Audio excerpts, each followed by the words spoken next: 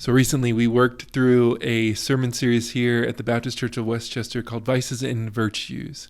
And what I loved about this series was that we were looking at responses to desires within us, and the desires within us are good. Sometimes we would think the desires might be bad, maybe, but they're not. They're good desires within us that God has given us. But sometimes we can respond to those desires in unhealthy ways. And so as Christians, empowered by the Holy Spirit, we are invited to take off unhealthy responses to these desires. Paul would say to strip away, put to death these responses, and instead put on the character of Christ, healthy responses to these desires, what we might call virtues. We only had 6 weeks to do this sermon series, so we missed one of the vices and the virtues, the vice of gluttony, the virtue of self-control. These are responses to the desire within us for food, for drink, for pleasure, good desires, healthy desires within us. And so today I wanted to share with you a conversation I had with Jim Layton and Boyd Myers, members of our church who think a lot about the stewardship of our bodies and the stewardship of their bodies when it comes to their faith, and have a lot of insight to share with us. It was a really helpful conversation. The vice of gluttony responds to that desire within us for the things like food and drink, pleasure, but it elevates that to something that might consume us to a point that we give credit, weight, power to those things beyond what they should. That we might look to immediate pleasures like food or drink, or maybe other substances or distractions, I don't know, shopping or some kind of hobby that then becomes an obsession because we're trying to solve some kind of spiritual malnutrition. So the question we need to ask ourselves is, how dominated by a desire for pleasure am I? Especially maybe when I'm in an unhealthy place and I want to reach out to one of these distractions in an unhealthy way. Why am I doing that? And instead, can we put on the virtue of self-control? That is a healthy embrace of God's good gifts for us, to know that the good and beautiful Christian life is more than just self-gratification, more than the immediate, but that there are desires within us that we can control, and we don't have to let our desires control us. So, without further ado, a conversation with Jim and Boyd. I just want to thank both of you for joining me to talk about this and to help our church think through the stewardship of our bodies and the vice of gluttony and the virtue of self-control. So would you mind, as we begin, introducing yourself for those who may not know who you are? Hi, I'm Boyd Myers. I've been a member of the church for about 40 years, practiced family medicine here in Westchester for about the same period of time, and have enjoyed looking at how to stay healthy or how to promote health over those 40 years.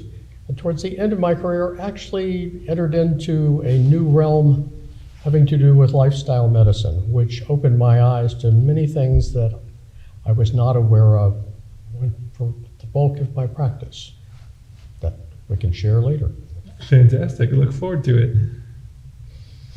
And I'm Jim Layton. I am a youngster compared to Boyd in terms of BCWC life. He's toward 40 years, I'm toward 35 years, so I'm much younger. As to chronological age, that we won't even get into that, right, Boyd? I have been responding to God's call on my life for my whole career. I was ordained to pastoral ministry and pastored a church in upstate New York. Felt called to use gifts that went beyond what I could do as a pastor, which eventually led to being on the region staff of the American Baptist Church of Pennsylvania and Delaware, and for the Philadelphia Baptist Association. In the meantime, I've progressed to retirement, and on occasion in retirement have been given the opportunity to serve the Lord in various capacities, sometimes pastoral. Fantastic. Well, thank you so much for your help with this, and I just look forward to learning more from your life experience and your professional experience. And even, I remember talking to somebody in the college ministry world, and they said you get an age when you can't outrun the donuts that you eat, right? And I'm hitting that age where I'm like, wait a minute, this life is starting to look different for me. Well, we have a low-fat donut recipe we can share with you. That's right. So that's the next step, right? That'll work. That'll help. So can you tell us why we think about our bodies and our health when it comes to the issue of stewardship?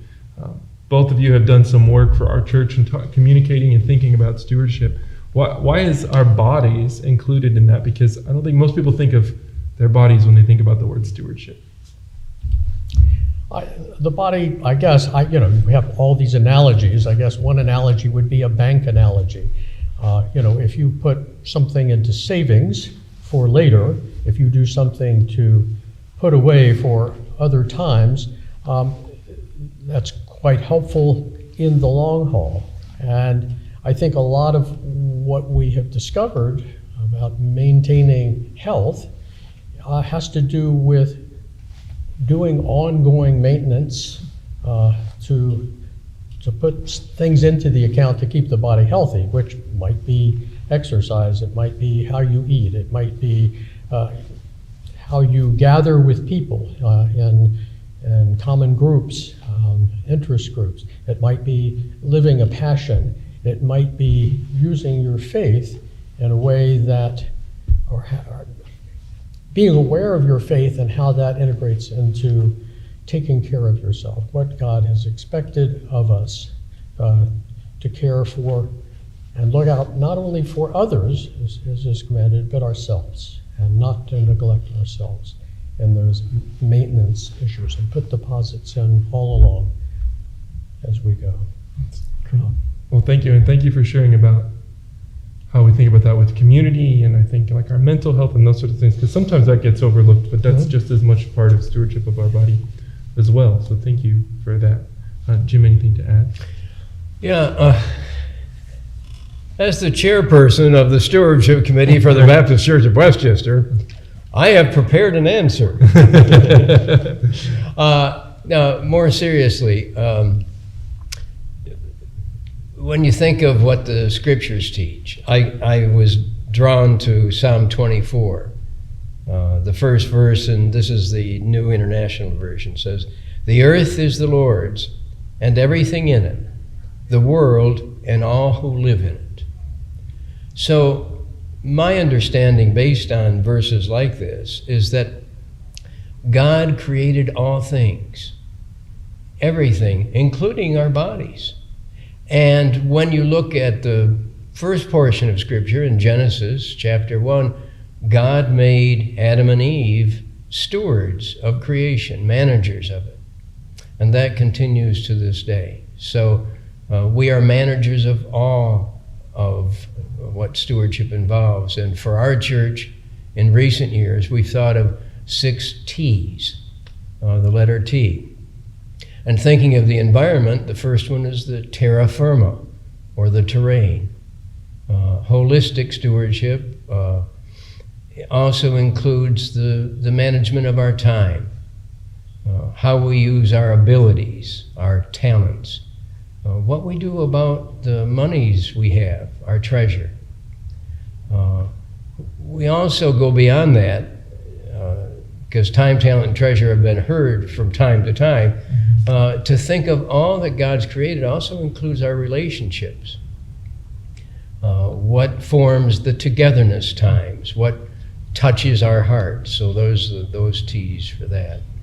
And then there is what we're made of, our tissue, which Paul in 1 Corinthians 6, verse 19 says, our bodies are the temple of the Holy Spirit. And so we have been given a responsibility and a pleasure to be managers of all that we have, and that includes our bodies too. Absolutely, absolutely. Thank you. So this care for your body is something that both of you are passionate about. Can you tell me where that came from? Why you're passionate about it? Why it's so important for you to share about it and think about it and help others with? For me, looking at things from a scientific end, having been trained in medicine, the opportunity of seeing how the body works on a macro or a big outside level, but also on a microscopic or molecular level. And to me, that is so exciting, because every time I open another page about this, I come to an understanding that we have so much more new understanding and information about this to give us insights that might help to drive our behavior. I think I referred to, towards the end of my career, I had an opportunity of going to what I would call a lifestyle medicine course. And it opened my eyes in a new way. In fact, I used that information in the last 6 months of my practice in a way that I almost wondered if I should retire at that point, because it was such an exciting way to reflect about how to take better care of the body. And as I have gotten older, I've become aware in the older age group, we'll say 65 to 90 plus, the merits of having something I would call health span. Health span is that period of time with which you really don't come down with a whole lot of conditions that are negative for the body, diseases and such. And so the longer you can maintain health, I won't say that the longer you're going to live, but the quality of your life and the ability of serving God and others is there, because you're not hampered or handicapped in some way by some chronic disease condition. So helpful. Thank you. Yeah. For you, Jim. Well, for me, when I was on the staff of the two regions, my responsibility was mission interpretation and understanding, and stewardship education, which involved, as you heard, those 6 T's, which I won't repeat. But it became more personal, my consideration of how I treated my body, when I had a heart attack. And that happened in 1992. And I was in good shape. My weight, I wasn't that overweight. I was exercising a little bit by walking. But there's one factor that we can't undo, and that's heredity. And I had thought, well, it might not have continued to my generation, but it did on my biological father's side. So I did some studying, including picking on this guy from time to time, and came to an understanding that there are 3 factors when it comes to heart disease. One is stress. If we reduce our stress, that's good for us. One is exercise. We need to maintain our bodies, as Boyd had mentioned. And the third is diet, how we eat. So in studying Dean Ornish's book, which addressed those 3, I became a vegetarian and gave up meat, fish, and poultry. Fish once in a while, poultry only on Thanksgiving, and have sought to be a good steward of the body I have, which is not what everybody's body requires, but mine did. And then after Boyd went to this seminar, he said, you know, Jim, I learned about being a vegan. And he said, I'm going to try it. And I said, well, give it a try and let me know how it goes. I said, I could probably do that. The difference between vegan and vegetarian is basically to give up dairy. For me, that was the basic thing. You know, I love cheese and the like. But sure enough, he tried it. And toward his retirement, he looked for somebody to convert. And he found me. Share meals with, sure. Yeah. So, and we exchanged recipes even from time to time. Sure. And I think I can speak for both of us that in our evangelistic style of being a vegan, we don't believe everybody can do it or should do it. But for me, particularly because of the body type I have and the history I have, it's one way I can become a better steward of my body. Yeah, that's helpful. Boy, do you have any more thoughts about, the things you observed in those last 6 months and what you've seen since that have been helpful, that might be helpful to just anybody that's listening today? I guess when you think about what I observed, I think I was startled by the fact that there were some fairly, I won't call them easy steps, but there were some steps that I really hadn't heard about for the previous 40 years in practice that really opened my eyes to say, this is an opportunity for me. God's given me a moment. I'm changing what I'm doing in terms of career. I'm going to be retired. This is an opportunity to look into the kitchen, see if I can function in the culinary, in that sphere. So learning more about that was an opportunity. And I thought, if I'm going to do this, this is the time to do it, because the opportunity is clearly there. So I read like crazy. I looked back at some of the other pillars, which might be sleep, as Jim has referred to, and, exercise. But sleep, there's some restorative things that God's given us opportunity, through time. There's going to bed when the sun goes down, getting up when the sun comes up, and there's some circadian or day-night cycles there that have been provided for us that I was also looking into. From the nutrition standpoint, this idea of a plant-dominant diet or plant-based diet without any meat, cheese, ice cream, yogurt. There's this phrase that's often used, I don't eat anything with a mother or a face. Thinking that through, you can see that gives up the dairy elements and the milk, cheese, ice cream, yogurt sorts of things. I thought that was going to be terribly difficult, and I don't know why it wasn't as difficult as I had heard for people, stepping into that. And I don't know whether it was just my overwhelming enthusiasm and feeling, that this was a new road and I was being led to take it. I've talked to many people who have had similar experiences. Other people have said, I couldn't do that for a week. One of the interesting things that seemed to happen in taking those nutrition steps was taste changes, perceptions of food change. We've thought about food in one way for so long that we think we'll never be able to change. But it's interesting what happens to taste. And things that I would have rejected years before suddenly were quite tasty. Sour things, acrid things. I thought, this is a new experience. So having that new experience, I think, was a great opportunity to move forward, and I was able to do that. The other is working together with someone, and I can't stress enough making changes and having someone keep you steady and keep you on task and say, remember you said this worked and I tried it and it worked for me, and here's a recipe and here's how I cook this.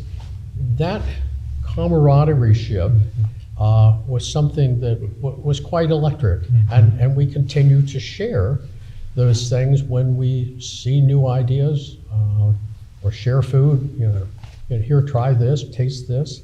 That's been central, I think, to making those changes. So it's so helpful to think about things like how we eat and how we sleep as part of our spiritual practices. And the things you're describing is the reason spiritual practices are so powerful, is as they kind of rewire our brain with new habits and be able to participate in them in community and grow together. I mean, what you're describing is the way people have been practicing spiritual practices for thousands of years, and yet we often don't think about our bodies or what we eat or all those things as fitting into that, but they're so vital for our spiritual health too. So I just find that really interesting and really helpful, and how God has used that for you as a way for yourself, but for others, to kind of proclaim this way of being that is helpful for people for their health span, which I think is a good way to think about it. That's so helpful.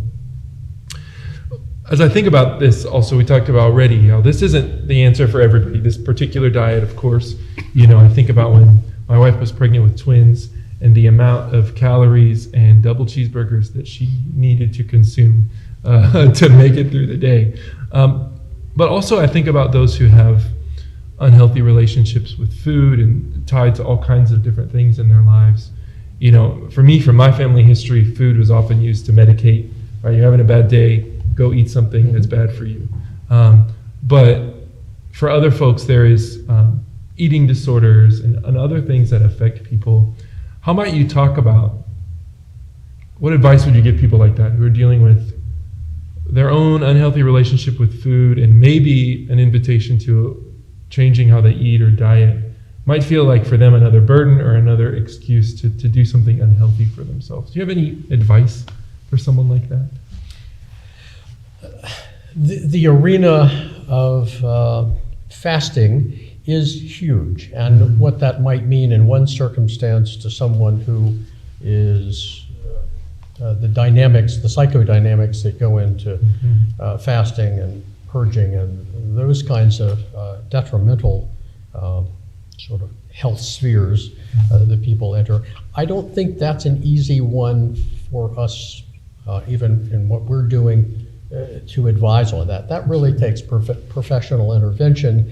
I think one of the places that at least I've tried, and I think Pastor Jim has as well, is we've eaten this way. People in the church or friends around us know that this is a choice that we've made, and sometimes it's quite helpful, and they'll have a certain dish when we go over to their houses because they know we're not going to eat what everyone else is eating, and that's been helpful. But we've not tried to proselytize our way of eating on them, but let them see, okay, has it changed us? Have we lost weight? Do we have energy? What do we look like? And sometimes that has invited questions by people who are saying, I've had a real difficult time with this, and I know you all are doing something that's quite different from how I've been treating myself. Can you share some of that with me? And when invited, that has been an opportunity to open up, maybe in small measure to begin with, and expand that as their interest seems to expand. If, for example, on the plant-based, there's some folks right now who wanted to make some changes, and we've shared some recipes with them. And I think one of the interesting things is sometimes people expect everything in terms of what we're doing to taste bad. How can that be good? And as I mentioned before, sometimes there's a change of taste, but more often than not, they say, that was really a good recipe. I really liked it. I'm going to make that one again. But completely surprised and taken aback because they expected, I'm not going to like this. I won't be able to do this. And I'm not saying they've made major changes or gone to the degree perhaps that we have, but it's opened up a spectrum of things and for them to try and know that they can make some changes, even in small increments, to take better care of their health. So the harder one is the idea of fasting. Fasting has been used for time immemorial within spiritual practices and as a way of bringing the body into sharp focus. It's been used in Christian circles and many, many other faiths. And I think we have tried that within the church a couple times, certain holidays, and it seemed to be difficult. However, in people looking at things like the ketogenic diet, which is a time of fasting, the body can shift metabolism. The most exciting thing to me from a science standpoint is to know that we can go from a mostly carbohydrate, I don't want to say just sugar, but carbohydrates in general, as 1/3 of the fuel that comes into us, we can shift from a diet there that has less carbohydrates, perhaps more fat, And the body can make this shift. If you go into looking at tribal societies, they had times when they didn't eat for 2 or 3 days out on a hunt. The berries were gone, and so the carbohydrates were gone. And as soon as that animal was brought down, the community came together to celebrate. They had more fat, more protein, and the body could incorporate that. So shifting from this kind of metabolism to that kind of metabolism, God has put in this machinery things that we really have just discovered and realized the intricacies of what's there. And so shifting back and forth is certainly something that the body can do, and there are reasons for spiritual purposes, for heightening awareness, that you might use it, but it might put you in a perspective for people who don't have as much as we have here in the United States, and they go for days, even thinking about Ukraine and hearing how they've been getting through, and they're going 2 and 3 and 4 days without food, and yet their body can tap into the reserves in the bank, in fat stores, so that they can live without developing disease, and then shift back when food does come in. You know, what a gift God's given us there. And then when you think of those who have food difficulties, the church is meant to be a community of support. And everyone needs support on whatever journey they're on. But particularly if you have a food problem, to go it alone is just not what is meant to happen. Having a congregation or having a helpful spouse or a close friend to encourage you, to listen to what the frustration is. Boyd has been terrific in the kitchen, as he suggested. I'm not as terrific as he is, at least in the kitchen. And for me, it's been my wife. Betty has supported this vegan lifestyle, which does take a little, I won't say it takes a lot of work, but it's a different way in our society to shop, to prepare, to eat. And when Boyd mentioned yogurt, we've discovered there is an almond milk-based yogurt that we have found. And compared to when I started being a vegetarian in the 90s, there are alternate foods now that do not have any animal products in them, or for me, I look at low fat, and that are semi-prepared, which does make it easier. But I hope we've addressed the question, particularly about those who have food problems. Yeah, and I think it's so important that we admit that the church often sometimes steps in to give answers where it's really not qualified. And when it comes to areas of mental health, it's so important to get professional help. Let the church be your support network. Right. And also, I would just encourage people to not feel shame and not feel like that's something they have to hide, but they can go and get help and know that that doesn't make them a bad person or a bad Christian or something like that. We all need help. Amen to that. I think what I would add to that is what the church community has to offer is being present with. And what I mean by that is often being present with doesn't mean we have answers or even have the ability of directions, but to know someone will sit with you, even silently, just to give you the opportunity of talking, sharing. It builds trust, and that trust allows, maybe they will mention, maybe they will share something that they're having a difficulty with. And that, the role of presence, I think, is so underestimated. The church community can do that for one another. And, so not having an answer, we're not getting into it. My wife reminded me years ago, there were times that I would come home from the office having given answers to 20 or 30 people during the day, and solutions and medications and all this, and she would ask something, And I would all of a sudden jump into my, here's what you should do mode. That was popular, wasn't it? And she shared with me a different direction. She shared with me, this is a time when I need you to listen, but I don't need you to give me direction. And it took a couple of years of hearing that for me to realize the importance of that, and that's the importance of presence.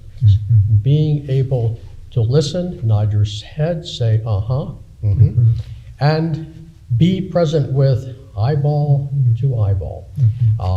And that's something that it doesn't take a lot of skill to do. It just takes intent and realizing where you are in that moment. Absolutely. And what your service is at that moment.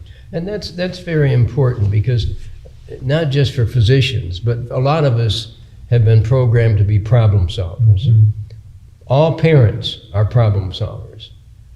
Many spouses are problem solvers, maybe not all.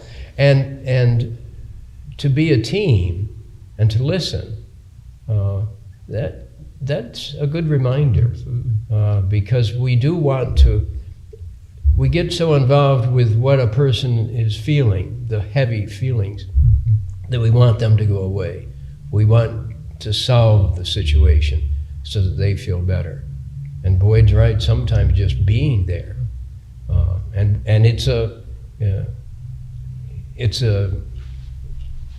it takes time, if you are a problem solver, to go into that other mode of being one who supports without solving the problem.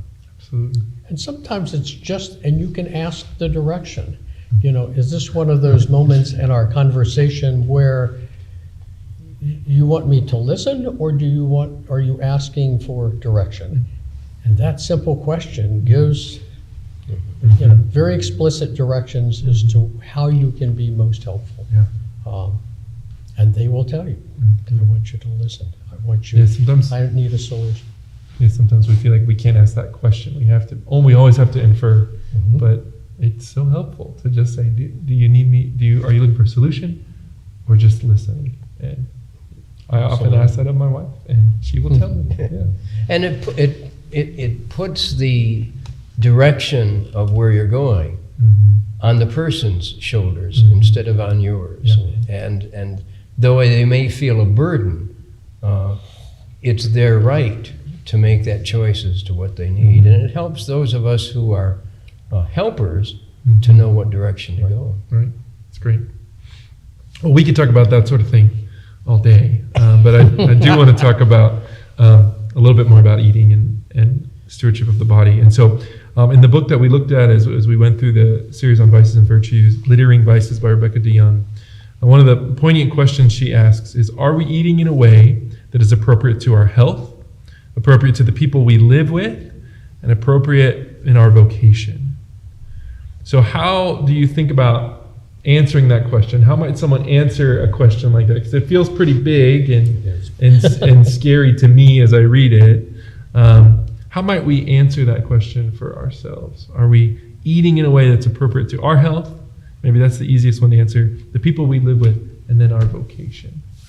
And sometimes it changes.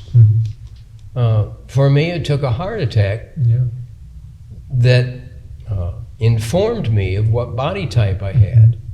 I didn't think I would become a vegetarian, let alone a vegan.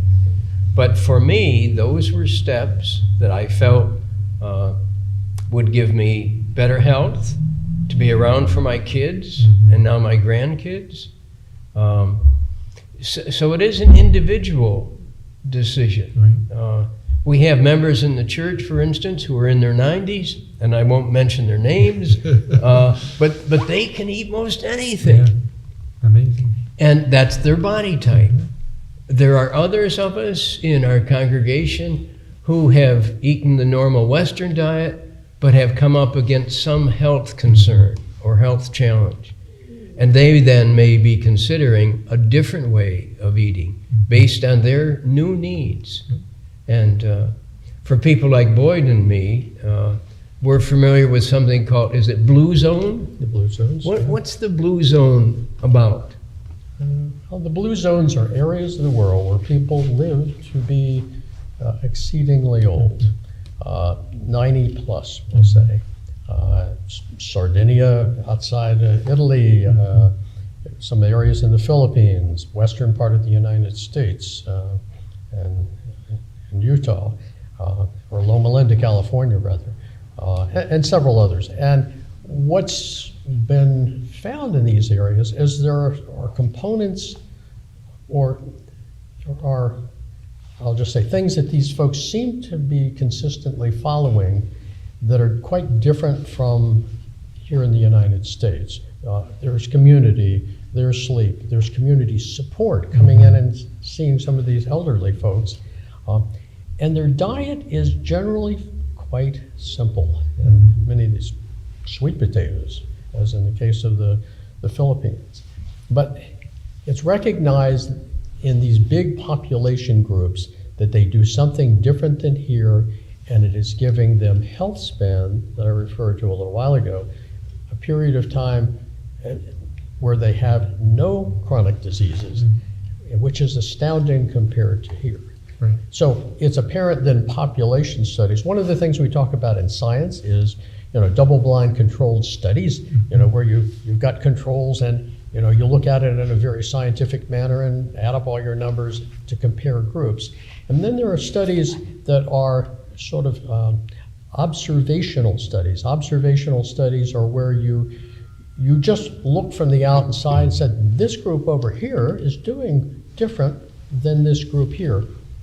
What's the difference? Now, that's not a double-blind controlled study, and you can't infer cause, but you can infer there's something different, and maybe if we discover enough of the variables, we'll be able to tell. The blue zone folks seem to have a lot of that.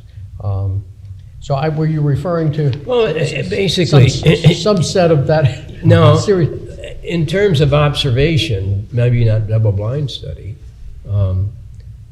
reports have been given of those who live in or near some of these blue zones, which are basically vegetarian or vegan type diets.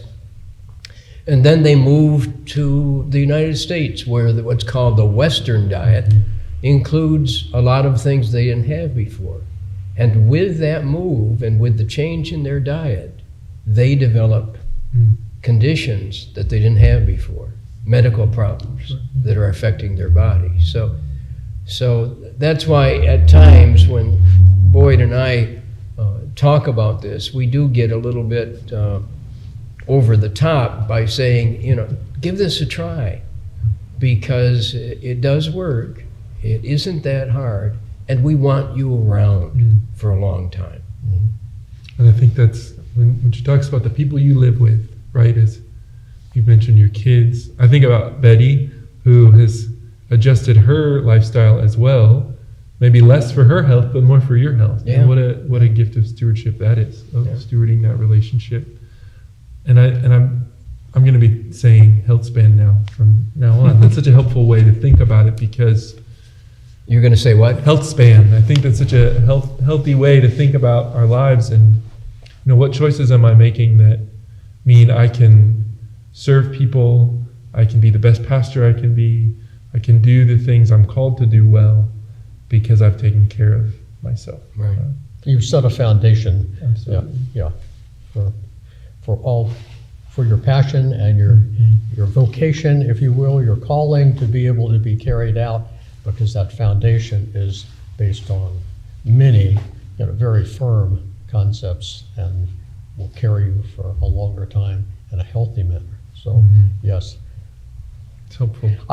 Within my own family, I found it curious in terms of the rubbing off. And I'll just talk more about plant-dominant diets or eating. Even members of our family who thought, we were pretty crazy going into this radical vegan thing. And then the soft sell approach within healthcare has been plant-based, becoming plant-based for health reasons, not for reasons necessarily of animal rights and protection, but within my own family, several of the members of the family have kind of bent in this direction and find they are doing more plant-dominant diets, maybe not having meat 3 times a day, but just once a day, Yeah, sure. or maybe just twice a week. Mm-hmm. And they found it also saves them money in the supermarket, but they've also found this was surprisingly, I won't say easy, it surprised them that they felt okay, things tasted okay, and they could make a change. And the sense that they were doing something healthy for their health span is not to be underestimated.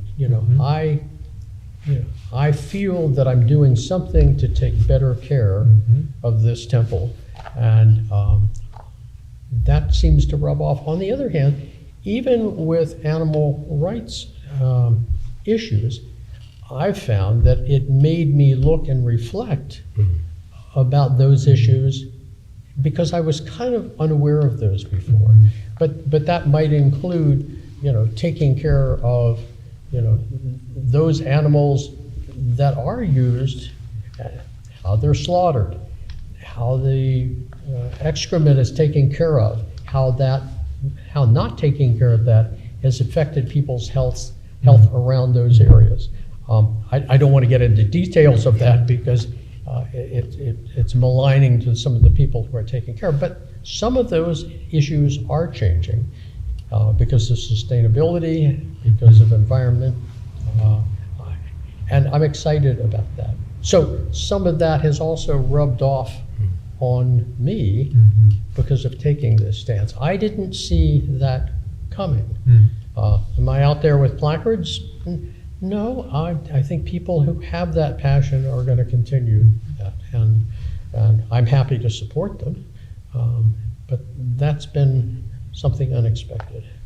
It's so interesting that it's like you're freed from because you almost don't want to look. You don't want to know when you're so dependent on something, and so you maybe know in the back of your head there are things there that are not just or not right.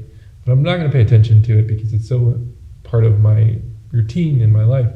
But as you free yourself from that, you are able to allow yourself to be more aware, and that's unsurprising to me then, and then really interesting of what happens and why stewardship of our bodies and stewardship of how we think about food is so important. Because if we're doing anything that's putting blinders on to what's going on in the world, that's probably a problem, right? Well, and in that regard, when you're in your teens or early adolescent or late adolescent years, you're in a sense somewhat, I need to think of another word than bulletproof, but you see yourself as not falling prey to, health concerns, and so you eat, drink, do other things with blind abandon. And it's not until there is a crisis, as Jim referred to, the health crisis that he was faced with, that you can make a change. But getting people to understand we can't do this end for too long because it radically will affect that health span. And so bringing awareness to some of the things that we find that are quite helpful and reducing inflammation, and we haven't talked about inflammation, and I know Jim has keyed into this in the last couple of years with both of our reading. The idea of inflammation in the body, which has to do with oxygenation and free radicals and things like that, and how phytonutrients, that is the things within plants that help reduce some of that inflammatory process. We hope we haven't lost anybody. Well, he can edit out. But that whole arena is just being opened up. How mitochondria react, how certain foods reduce or increase that inflammation. And the basis for disease might not be the simple measures of cholesterol that we have attributed it to. It certainly is part, and an important part, but there are other factors that we have been blind to because we've gotten so focused on, say, cholesterol and fats. There may be a broader realm that we can continue to look at that might be quite helpful. And in that regard, what was known in the 90s, for instance, about health is nothing compared to what is known now because of studies, because of looking at what happens, as Boyd suggests, when you're young, does affect when you get older. I read a study recently about atherosclerosis that begins in your teenage years and continues. So that years ago, I think it was Prince Spaghetti that talked about Wednesday is spaghetti day. You know, well, if you have one non-meat day in your dinner preparations, and that the pasta sauce does not have meat or anything in it, that's a start in taking care of your body, in reducing some of those factors that can lead to inflammation and can lead to hardening of the arteries. Excellent. Well, this has been an incredible conversation. It's been helpful for me. Is there anything else that we didn't get to you want to make sure we share? I know within de Young's, I think that's how you pronounce her name, she talks about eating for delight, or what is the reason for your eating? Are you eating because you're hungry? Are you eating because it's giving you control over experiencing delight? I think with some of the terminology she used. And we do in our culture find that we treat ourselves because we know that this comes from Jamaica and it has such a wonderful taste, and I want to reward myself with this. It's not because we're hungry and we need energy and sort of very simple approaches. We do get sidetracked on this deserving of, these delicious elements. And I'm not quite sure how to turn all that off, because I think it's difficult to think in terms of just getting the fuel that you need to run your body, because it's not how it's not the schema on which we kind of think about food. But there could be some celebrative foods like dark chocolate. For those who like chocolate, and we won't take a survey of that, but most people, dark chocolate can be helpful in small quantities. And so food is sometimes a way to treat ourselves to some pleasure, to some joy, to reward ourselves by food. Something like dark chocolate can do that and still help us be good stewards of our body. When we talked about how our metabolisms can change, and I think there's so much value in holding that tension between discipline and also appreciating the vastness of God's creation. Right? It's a gift to have taste buds. And that's why I love the practice of Lent, and the way that the church has practiced Lent is that every Sunday is a mini Easter, and so you don't observe your Lenten fast on Sundays, which a lot of people don't know. And then when you read about people doing things like cheat days in their diet, the church has been doing this for 2,000 years, right? But there is something there of saying, okay, I'm going to indulge in something that celebrates God's goodness one day and be disciplined the rest of the times, and how our metabolism reacts to that. And even, I've found sometimes my wife and I have said, okay, no complex carbs or sugars for Lent. But then we might on Sundays have something, pasta. And we can't eat as much. And we find our bodies have adjusted in a way that's really, really helpful.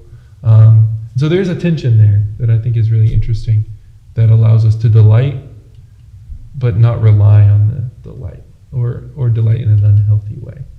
And the church at its best encourages the idea of maintaining your body, but enjoying life as well. Exactly. And they don't have to be opposites. Yeah, and some of your recipes help us do that even in the plant-based world, which is wonderful. Yeah.